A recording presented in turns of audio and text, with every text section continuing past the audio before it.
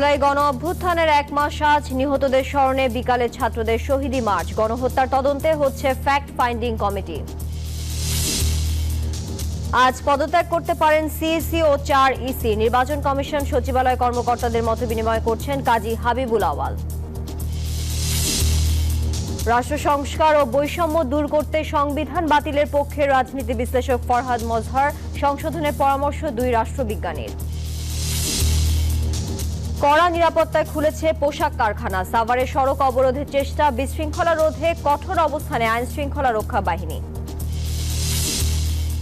বন্যায় কুমিল্লায় সবচেয়ে বেশি ক্ষতিগ্রস্ত কৃষি ও মৎস্য খাত। বানের তোড়ে ভেসে গেছে 2,500-এরও বেশি পুকুর, দিঘি, ঘের। গাজায় আরও 42 জনের প্রাণহানি। সীমান্ত করিডোর না ছাড়ার হুঁশিয়ারি নেতানিয়াহুর। নতুন যুদ্ধবিরতির প্রস্তাব পায়নি হামাস। এবং পাকিস্তানকে হোয়াইট ওয়াশ করে দেশে ফিরল বাংলাদেশ দল। ভারত সফরে এই আত্মবিশ্বাস কাজে লাগবে বললেন অধিনায়ক শান্ত।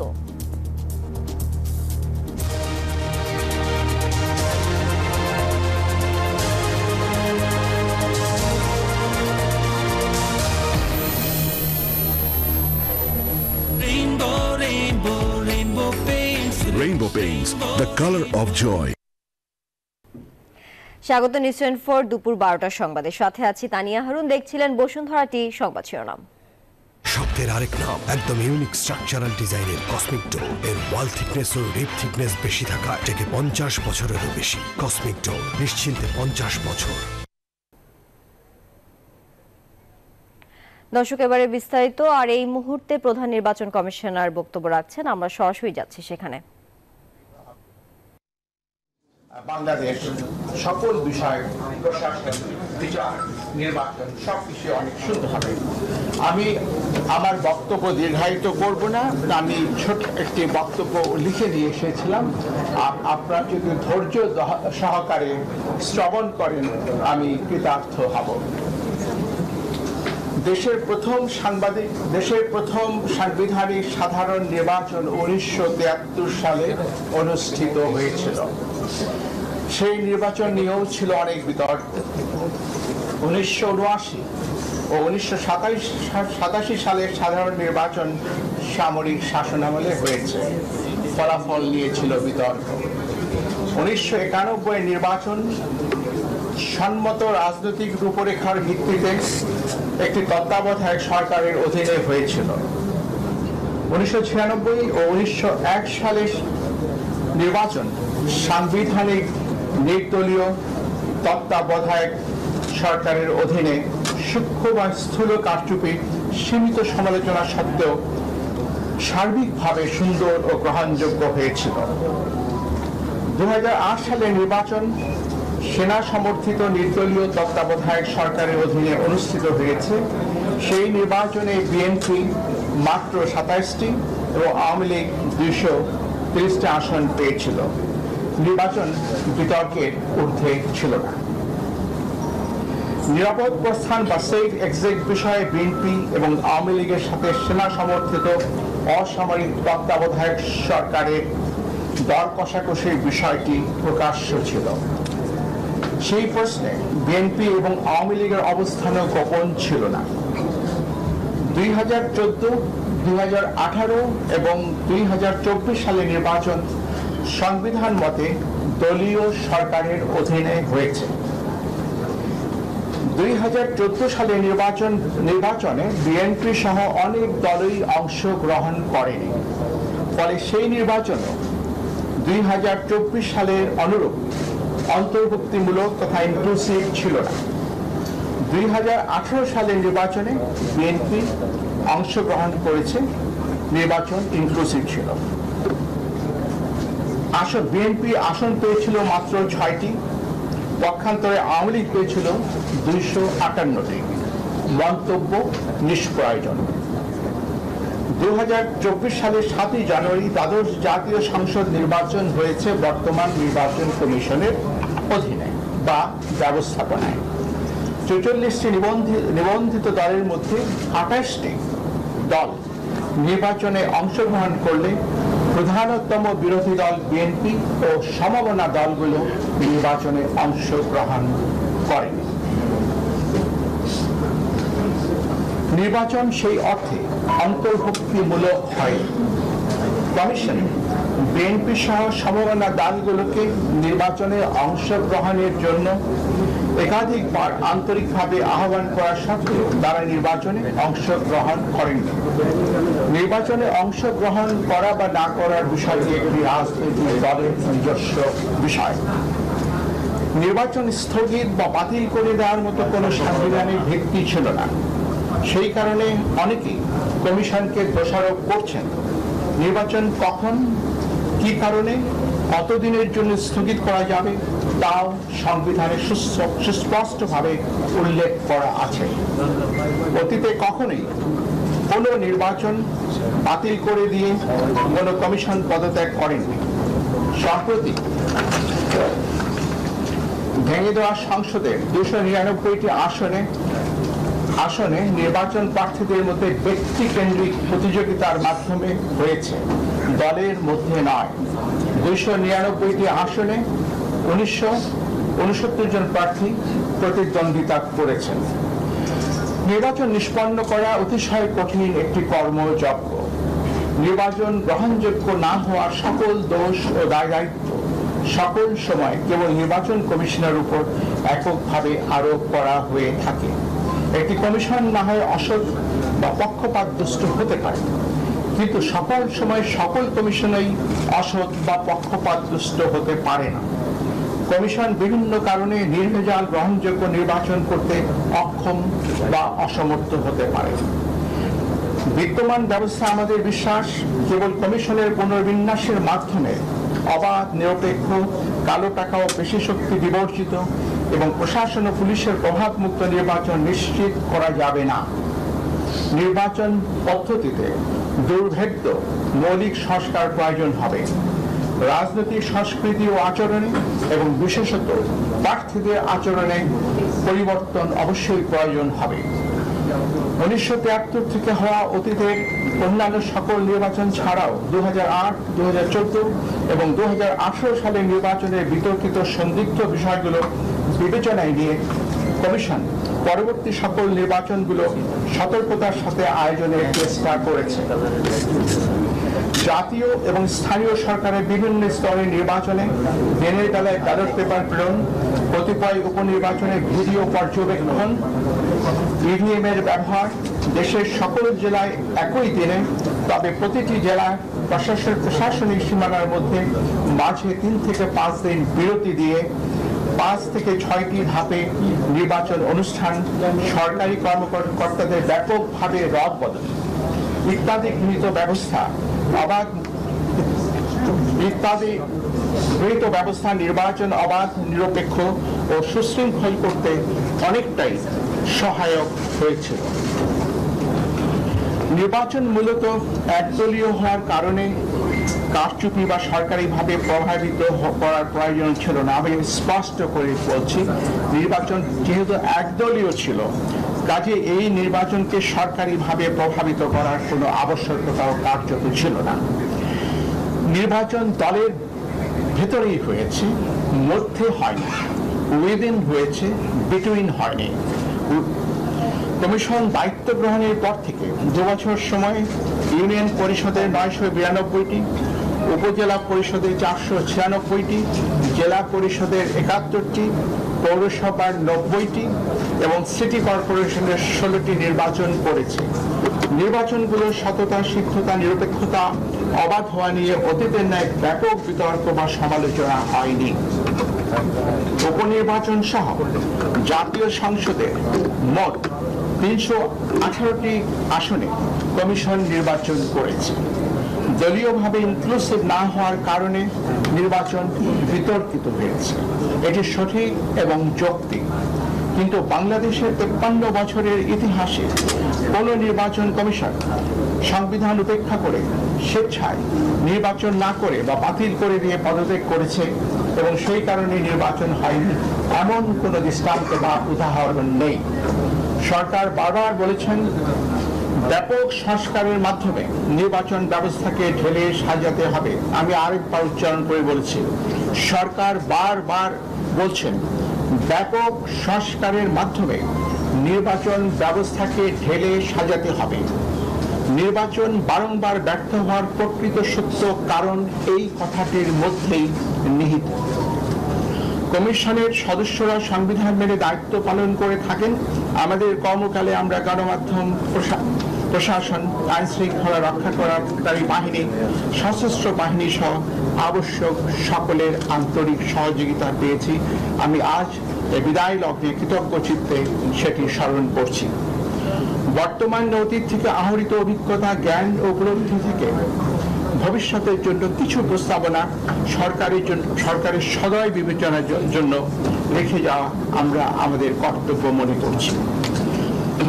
বাংলাদেশের জনগোষ্ঠীর সমরূপতা, হোমোজিনিটি কারণে সংখ্যানুপাতিক প্রতিনিধিত্বমূলক নির্বাচনের জন্য বাংলাদেশ আদর্শ ক্ষেত্র হতে পারে। সেই সাথে নির্বাচন 4 বা 8টি পর্বে, প্রতিটি পর্বের মাঝে 3 থেকে 5 দিনের বিরতি রেখে অনুষ্ঠান করা ব্যবস্থাপনার দিক থেকে সহজ ও সহায়ক হতে পারে। আমাদের প্রবর্তিত অনলাইনে নমিনেশন দাখিল অব্যাহত রেখে নির্বাচন প্রক্রিয়ায় প্রযুক্তির ব্যবহার অপটিমাইজ করতে পারলে আমাদের ধারণায় এটি ভবিষ্যতের জন্য উত্তম হবে। অধিকন্তু প্রতিটি সাধারণ নির্বাচন নির্দলীয় তত্ত্বাবধায়ক সরকারের অধীনে অনুষ্ঠিত হলে উদ্দেশ্য অর্জন আরও সুনিশ্চিত হতে পারে। পরিশেষে আপনাদের অবহিত করতে চাই, আমি সহ মাননীয় কমিশনারগণ দেশের পরিবর্তিত বিরাজিত অবস্থায় পদত্যাগ করতে মনস্থির করেছি। আমরা অদ্যই পদত্যাগ পত্র মহামান্য রাষ্ট্রপতির সমীপে উপস্থাপনের নিমিত্ত কমিশনের সচিব মহোদয়ের হাতে দেব। স্যার, 2 জন সদস্য এখানে উপস্থিত নাই, তারা কি পদত্যাগ করছেন? না,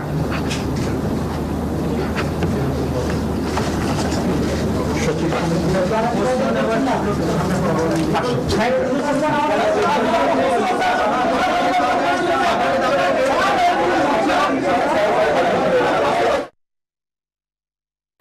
দর্শক, নির্বাচন কমিশনের ব্রিফিং করছিলেন প্রধান নির্বাচন কমিশনার কাজী হাবিবুল আওয়াল। আমরা সরাসরি যুক্ত ছিলাম তার বক্তব্যে। যাচ্ছি পরবর্তী প্রসঙ্গে। 1 মাস আগে 5 আগস্ট পুরো দেশ জুড়ে ছিল স্বৈরাচার পতনের দৃঢ়তায় টান টান উত্তেজনা। সারা দেশ থেকে রাজধানীর উদ্দেশ্যে মার্চ ফর ঢাকা কর্মসূচি পালনে ছিল স্বতঃস্ফূর্ত অংশগ্রহণ। কোটা সংস্কারের দাবিতে গেল জুলাই থেকে বৈষম্য বিরোধী ছাত্র আন্দোলন শুরু হয়। ঢাকা বিশ্ববিদ্যালয়ে 15 জুলাই ছাত্রদের অহিংস কর্মসূচিতে হামলা চালায় ছাত্রলীগ। প্রতিবাদে পরদিন 16 জুলাই দেশ জুড়ে ছাত্ররা বিক্ষোভ শুরু করলে রংপুরে বেগম রোকেয়া বিশ্ববিদ্যালয়ের ছাত্র আবু সাইদকে গুলি করে হত্যা করে পুলিশ। এরপর থেকে শুরু হয় গণহত্যা, রাতের আধারে আটক, নির্যাতন। এর ধারাবাহিকতায় কোটা সংস্কারের আন্দোলন সরকার পদত্যাগের 1 দফা দাবিতে রূপ নেয়, যাতে যোগ দেয় দেশের আপামর জনতা। 4 আগস্ট ভয়াবহ হত্যাকাণ্ডের পর সরকার পতনের ডাকে 5 আগস্ট ঘোষিত হয় মার্চ ফর ঢাকা। আন্দোলনের তীব্রতায় পদত্যাগ করে দেশ ছাড়েন সাবেক প্রধানমন্ত্রী শেখ হাসিনা। সফল পরিসমাপ্তি ঘটে ছাত্র জনতার গণ অভ্যুত্থানের। এই যে আমার ব্যাংক আরএফএল গ্যাস স্টোভ, এর সায়েন্টিফিক নজল আর ব্রাশ বার্নার তাপকে সমানভাবে ছড়িয়ে খরচ বাঁচায় 25%। আরএফএল গ্যাস স্টোভ নিরাপদ ও গ্যাস সাশ্রয়ী। 304 ফুড গ্রেড স্টেইনলেস স্টিলে তৈরি, যা নিশ্চিত করে জংবিহীন সিঙ্কের আজীবন নিশ্চয়তা। আরএফএল কিচেন সিঙ্ক, স্বাস্থ্যকর কিচেনের চিরস্থায়ী সমাধান। দর্শক, যেমনটা জানাচ্ছিলাম, ছাত্র জনতার গণ অভ্যুত্থানের আজ 1 মাস। এ বিষয়ে বিস্তারিত জানাতে বরিশাল থেকে সরাসরি যুক্ত হচ্ছেন সাইফুর মিরন। মিরন, কিভাবে ঢাকার একটি আন্দোলন সাড়া ফেলেছে বরিশালে, কি অবস্থা দেখছেন সেখানে, বিস্তারিত জানাবেন।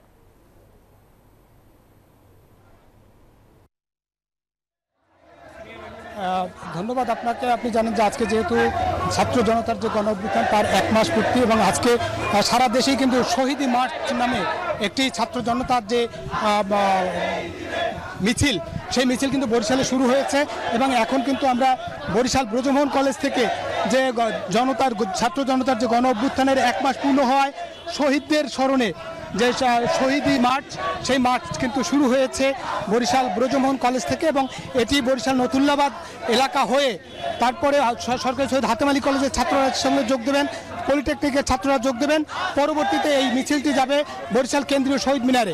সেখানে তারা এই যে গণঅভ্যুত্থানে যারা নিহত হয়েছে, শহীদ হয়েছে, তাদের প্রতি শ্রদ্ধা জানানো হবে এবং শ্রদ্ধা জানিয়ে তারা যে এই ছাত্র জনতার যে মিছিল, তারা যেমনটা বলতেছিলেন যে ছাত্র জনতার যে বিজয়, সেই বিজয়কে যাতে কেউ নস্যাৎ করতে না পারে সেই জন্য তারা সবসময় মাঠে থাকবেন, যে যারা শহীদ হয়েছে এবং সেই শহীদদের প্রতি তারা শ্রদ্ধা জানাচ্ছেন এবং শ্রদ্ধা জানিয়ে আজকে তারা বলতে চান যে তাদের শহীদদের রক্ত কোনোভাবেই বৃথা যেতে দেবে না তারা, এমনটাই বলেছেন আজকের এই শহীদি মার্চ যে কর্মসূচি, সেই কর্মসূচি থেকে। এই ছিল আমার কাছে বরিশাল থেকে ছাত্র জনতার যে শহীদি মার্চ কর্মসূচি, সেই কর্মসূচির শেষ খবর। ফিরছি স্টুডিওতে। মিরন, আপনাকে ধন্যবাদ বরিশাল থেকে যুক্ত থাকার জন্য। বিজলি কেবলস যে কোনো স্থাপনার বৈদ্যুতিক সংযোগকে রাখে নিরাপদ। এর স্কিন কোটেড ইনসুলেশন সম্পূর্ণ ফায়ার রিটার্ডেন্ট, তাই বিজলি কেবলস নিজেই নিজেকে নেভায়। বিজলি কেবলস, নিরাপদ আজীবন। ঢাকা সেনানিবাসের শিখা অনির্বাণে ফুল দিয়ে ৭১-এর মুক্তিযুদ্ধে শহীদ সশস্ত্র বাহিনীর বীর সদস্যদের প্রতি শ্রদ্ধা নিবেদন করেছেন অন্তর্বর্তী সরকারের প্রধান উপদেষ্টা ডক্টর মোহাম্মদ ইউনূস। এর আগে সকাল 11:30টায় ঢাকা সেনানিবাসে পৌঁছালে প্রধান উপদেষ্টাকে স্বাগত জানান ৩ বাহিনী প্রধান। এরপর তিনি শ্রদ্ধা নিবেদন করেন শিখা অনির্বাণে। এ সময় সেখানে কিছুক্ষণ নীরবে দাঁড়িয়ে থাকেন প্রধান উপদেষ্টা। ৩ বাহিনীর একটি চৌকস দল সরকার প্রধানকে গার্ড অফ অনার দেয়। বিগলে বাজানো হয় করুণ সুর। এ সময় উপস্থিত ছিলেন সেনা, নৌ ও বিমান বাহিনী প্রধান। শ্রদ্ধা নিবেদনের পর শিখা অনির্বাণ চত্বরে রাখা পরিদর্শন বইয়ে সই করেন প্রধান উপদেষ্টা ডক্টর মোহাম্মদ ইউনূস।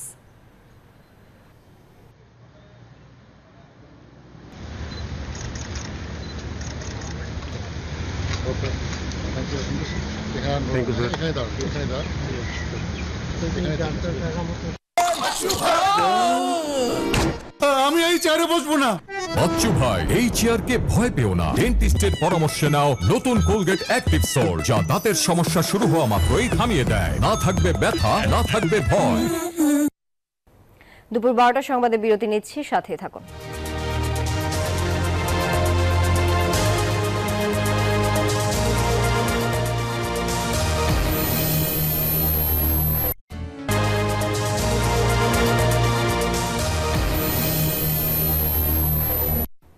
স্বাগত আরো একবার, দেখছেন দুপুর 12টার সংবাদ। জনগণের মনের কথা রাজনীতিবিদরা কতটা বুঝেছেন?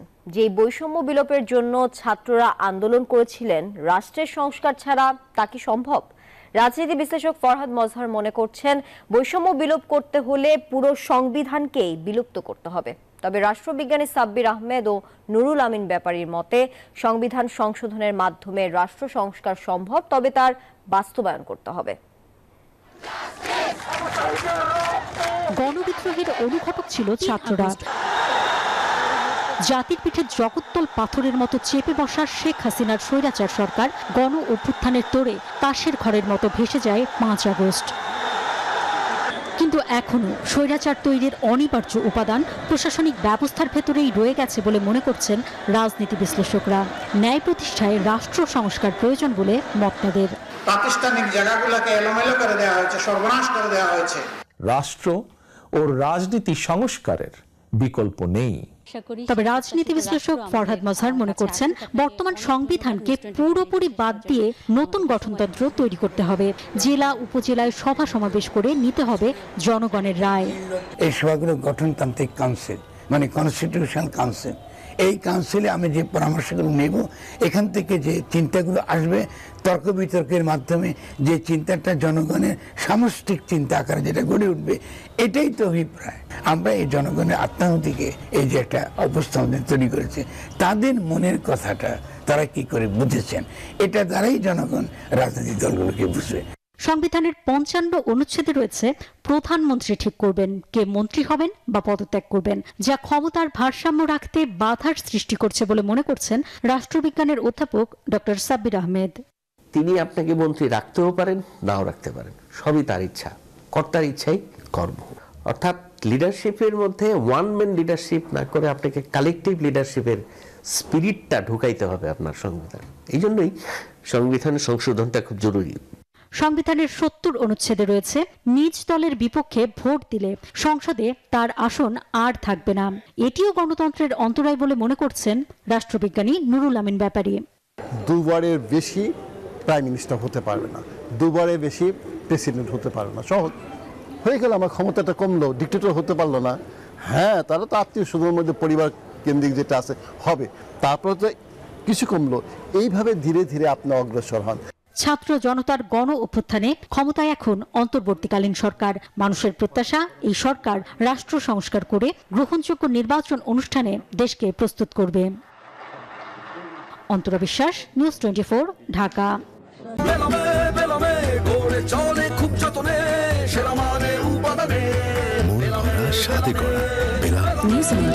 Excellence in quality. শুধু পদত্যাগের সমাধান নয়, বর্তমান কমিশনের সবাইকে আইনের আওতায় আনার দাবি জানিয়েছেন বিএনপি চেয়ারপারসনের উপদেষ্টা জয়নুল আবদিন ফারুক। সেই সাথে গণহত্যার দায়ে শেখ হাসিনাকে দেশে ফিরিয়ে এনে দ্রুত বিচারের দাবিও জানান তিনি। সকালে জাতীয় প্রেস ক্লাবে ইউথ ফোরাম আয়োজিত এক অনুষ্ঠানে জয়নুল আবদিন ফারুক বলেন, ছাত্র জনতার গণ অভ্যুত্থান দমনে আওয়ামী লীগ সরকার যে গণহত্যা চালিয়েছে তা বিশ্বে নজিরবিহীন। তাই হুকুমদাতা শেখ হাসিনা সহ জড়িত সবার দ্রুত বিচার না করলে শহীদদের আত্মা শান্তি পাবে না। এখনো বিভিন্ন মন্ত্রণালয়ের দায়িত্ব নিয়ে বসে আছে, এখনো গুলি করার লোক মেহেদী, বিএনপি অফিস ভাঙ্গার নাক মেহেদী, হারুন বিপ্লবরা কোথায়? এখনো এই মহানগরের বিভিন্ন এডিসি পদে এখনো বলতে আছেন। আমি বিনয়ের সহিত অনুরোধ জানাবো, এদেরকে যদি আইনের আওতা না আনেন, মানুষ হতাশ হবে, মানুষ কষ্ট পাবে।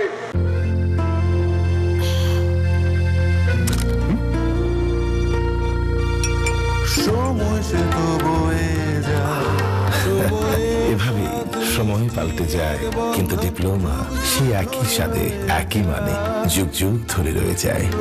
নিউজিল্যান্ডের এক্সেলেন্স ইন কোয়ালিটি। দর্শক, সরকারের নিরাপত্তা আশ্বাসে গাজীপুর ও সাভারের আশুলিয়ার সব পোশাক কারখানা খুলে দেওয়া হয়েছে। সকাল থেকে দলে দলে কর্মস্থলে যোগ দেন শ্রমিকরা। এই বিষয়ে আরো খবর জানাতে সাভার থেকে সরাসরি যুক্ত হচ্ছেন নাজমুল হুদা। নাজমুল, সাভার এলাকায় পোশাক কারখানা তো খুলে দেওয়া হয়েছে, এরপর এখন কি অবস্থা দেখছেন?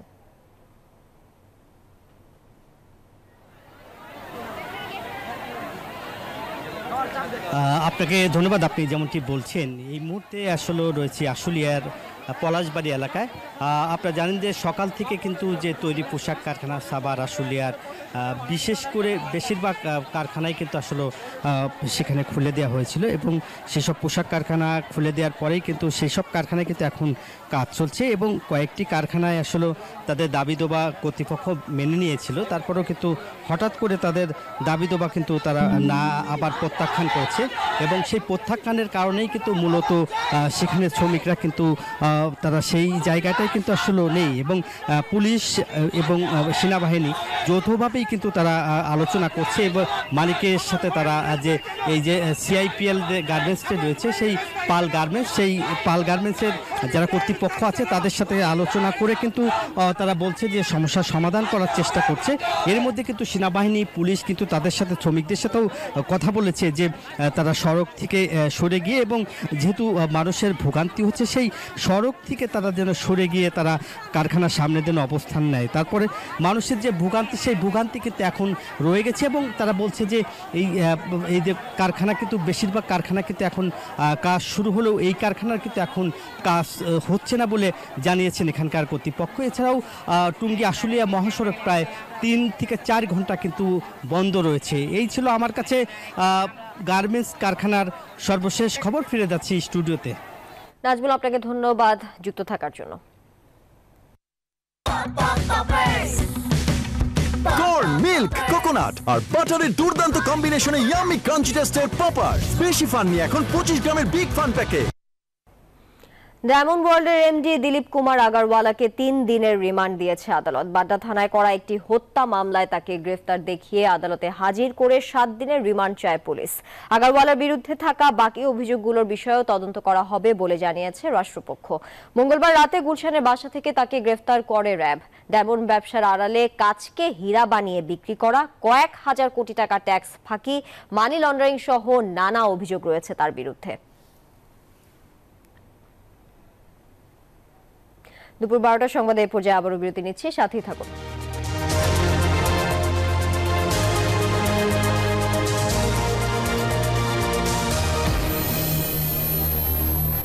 নুডলস খান নাই? তাহলে তো নুডলসই খান নাই। নুডলস খান নাই তো নুডলসই খান নাই।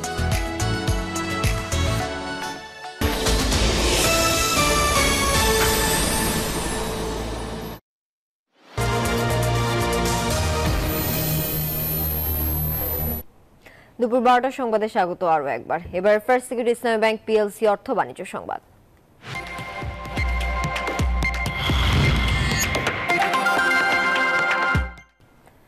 সাম্প্রতিক বন্যায় কুমিল্লায় সবচেয়ে বেশি ক্ষতিগ্রস্ত কৃষি ও মৎস্য খাত। কৃষিতে 850 কোটি টাকার ক্ষতির প্রাথমিক তথ্য জানিয়েছে কৃষি অধিদপ্তর। প্রাথমিক সমীক্ষায় ক্ষতিগ্রস্ত হয়েছে মাছ চাষের 2500-এরও বেশি পুকুর, দিঘি, ঘের।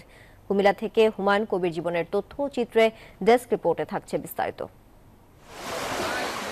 বানের জলে ডুবেছে ফসলের ক্ষেত, প্লাবিত হয়েছে 70,000 হেক্টর জমি, ক্ষতিগ্রস্ত রোপা আমন সবজি, তলিয়ে গেছে ধানের বীজতলা।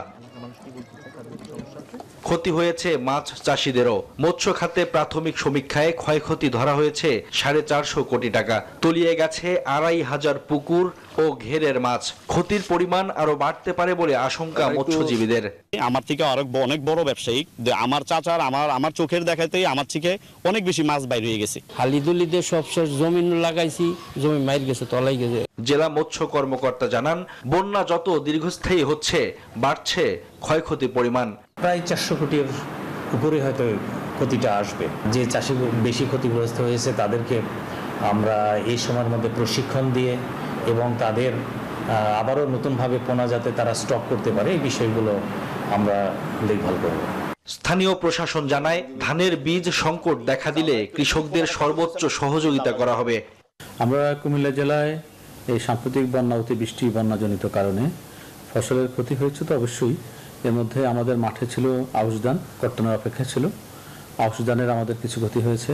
এখন পানি নেমে যাচ্ছে এবং আমরা আশা করছি যে অল্প কিছুদিনের মধ্যেই আমরা হয়তো সেটা কেটে উঠতে পারবো এবং পরবর্তীতে আমরা তাদেরকে পুনর্বাসন করার বিষয়ে যে আমরা কার্যক্রম সেটা হাতে নিব। কুমিল্লায় 14টি উপজেলা বন্যাক্রান্ত হয়েছে। এর মধ্যে সবচেয়ে বেশি ক্ষতিগ্রস্ত হয়েছে বুড়িচং, ব্রাহ্মণপাড়া, দেবিদ্বার, লাকসাম, মনোহরগঞ্জ, নাঙ্গলকোট ও 14গ্রাম উপজেলা। Desk report, news 24। এবার আন্তর্জাতিক প্রসঙ্গ। কোনোভাবেই থামছে না ফিলিস্তিনের গাজা উপত্যকায় ইসরায়েলের আগ্রাসন। 24 ঘন্টায় প্রাণহানি হয়েছে আরও 42 ফিলিস্তিনির। গাজা সীমান্ত করিডোর নিরাপদ না হওয়া পর্যন্ত ছাড়া হবে না বলে জানিয়ে দিয়েছেন ইসরায়েলের প্রধানমন্ত্রী বেনিয়ামিন নেতানিয়াহু। এদিকে হামাস বলছে এখনো নতুন কোনো যুদ্ধবিরতির প্রস্তাব পায়নি তারা। এরই মধ্যে গাজা যুদ্ধ নিয়ে তুরস্কে বুধবার আলোচনা করেছেন তুরস্ক ও মিশরের প্রেসিডেন্ট। আন্তর্জাতিক চাপ বা দেশের নাগরিকদের তুমুল বিক্ষোভ কোনো কিছুতেই থামছে না দখলদার বাহিনীর আগ্রাসন। গাজা উপত্যকায় নির্বিচারে হামলা চালিয়ে যাচ্ছে ইসরায়েলিরা। পোলিও টিকা কর্মসূচির মধ্যেই চালানো হয়েছে বোমা হামলা। প্রতিদিনই বাড়ছে হতাহতের সংখ্যা। বুধবার হামাসের জ্যেষ্ঠ কর্মকর্তা ইজ্জাত আল রিশেক বললেন, যুদ্ধবিরতির চুক্তির বিষয়ে এখনো নতুন কোনো আনুষ্ঠানিক প্রস্তাব পাননি তারা। একই দিনে ইসরায়েলি প্রধানমন্ত্রী বেনিয়ামিন নেতানিয়াহু জানালেন, শুধুমাত্র দক্ষিণ গাজা এবং মিশরের মধ্যকার সীমান্ত এলাকাকে হামাসের লাইফলাইন হিসেবে ব্যবহার না করার নিশ্চয়তা পেলেই গাজার স্থায়ী যুদ্ধবিরতিতে সম্মত হবে তার দেশ। গাজা যুদ্ধবিরতি এবং জিম্মি মুক্তিদের দাবিতে ইসরায়েলে অব্যাহত রয়েছে বিক্ষোভ। সময়ের সাথে সাথে আরও তীব্র হচ্ছে সাধারণ নাগরিকদের আন্দোলন। এরই মধ্যে তুরস্ক সফরে বুধবার রাজধানী আঙ্কারায় তুর্কি প্রেসিডেন্ট রিসেপ তাইয়েপ এরদোয়ানের সঙ্গে সাক্ষাৎ করেছেন মিশরের president Abdel Fattah al CC. Gaza, Libya এবং সোমালিয়া সংকট নিয়ে আলোচনা করেছেন দুই নেতা। নিবির আমিন, নিউজ 24। সংবাদে আবারও বিরতি নিচ্ছি, সাথে থাকুন।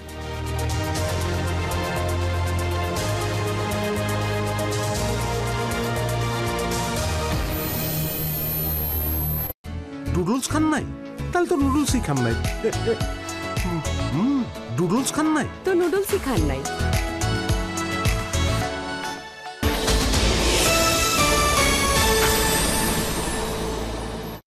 সবার ভরসা মা, আর মায়ের ভরসা এসিআই এরোসল। 50 বছরেরও বেশি সময় ধরে পরিবারের সুরক্ষায়। ACI aerosol. 1 নম্বর জিনিস পাইতে হইলে যেমন জায়গা মতন নামতে হয়, 1 নম্বর অফার পাইতে হইলে মাইজিপিতে যাইতে হয়।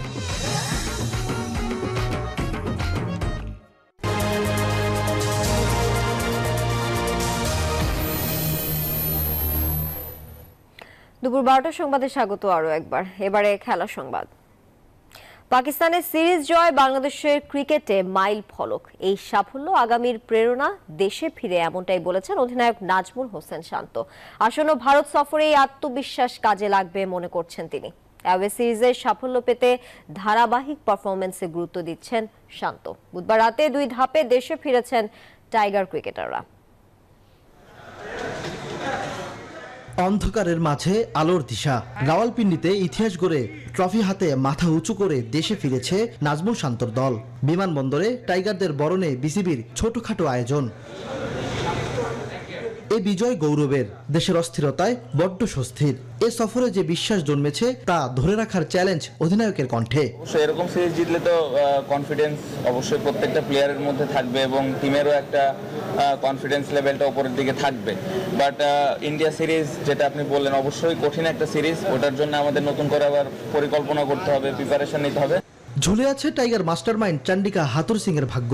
এই সিরিজের পর বিসিবিও হয়তো ভাবতে পারে ভিন্নভাবে। খুবই ক্লিয়ার কোচের সাথে এবং খুবই সাপোর্টিভ ছিল।